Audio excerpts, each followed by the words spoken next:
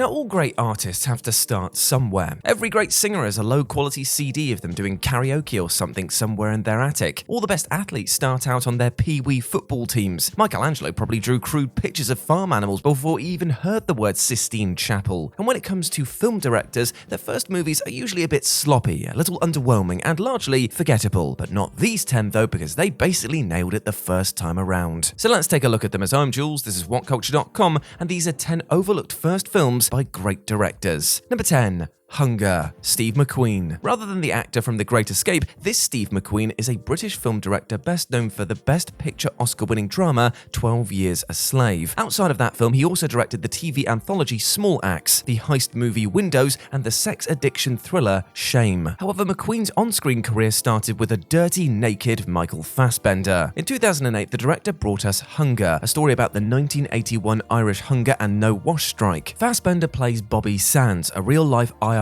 prisoner who died in jail as the result of the action. I mean, I could have said spoilers here, but come on, these events happened over 40 years ago. Hunger was almost unanimously well received by critics upon its debut at the Cannes Film Festival in 2008. Fassbender was praised for his nuanced performance, whilst Queen was labelled as an emerging talent for his use of artistic flair to tell a story. And those critics were definitely correct, as McQueen is now one of the most treasured British film directors. He was even knighted in 2020. As for Hunger, it's very different from McQueen's later work, but still a very enjoyable, if somewhat challenging piece of cinema. Number 9. Sweetie, Jane Campion. The only woman to date to be nominated for 2 Best Director Oscars, Jane Campion is, quite simply, a legend. Her 1993 movie The Piano is a heart-wrenching period piece about a young woman sold into marriage by her father. Then, in 2021, came The Power of the Dog, the beautiful, sprawling western that challenged audiences to dislike Benedict Cumberbatch. She got started in her native New Zealand with a short film called Peel, which won the short film Palme d'Or at Cannes. She then followed this up with her feature-length debut Sweetie in 1989. Now, Sweetie is about a young woman who struggles with family, romance, and life itself. So basically everyone in their 20s, right? The titular Sweetie is played by an actor named Genevieve Lemon. And excellent name withstanding, the movie also received praise for its twisted view of family life and unconventional presentation. Being a New Zealand indie film, the movie didn't actually create much of a splash when it first arrived. However, if you like a bit of Jane Campion, then you might have a sweet tooth for Sweetie. Number 8. Play Misty for Me, Clint Eastwood. Though definitely more famous as an actor, Clint Eastwood has stood behind the camera more than a few times as well. Although more often than not, he's also been in the films he's directed. What an ego, right? His first directorial effort was Play Misty for Me, which sounds like Clint really wanted somebody to pretend to be the redhead from the original Pokemon anime. Instead, the film actually stars Eastwood as a radio DJ being stalked by an obsessive fan. Instead of demanding autographs and video messages though, the fan instead demands that Eastwood's character fall in love with her, and this goes about as well as you'd expect. Play Misty for Me is a far cry from Clinty Boy's regular roles as an all-action man. Here he plays a regular fella, completely at the mercy of his fanatical follower, and said follower is portrayed brilliantly by Jessica Walter, who was nominated for a Golden Globe for her performance. The success of this film opened the door for the Dirty Harry star to helm future projects like The Bridges of Madison County, $1 Million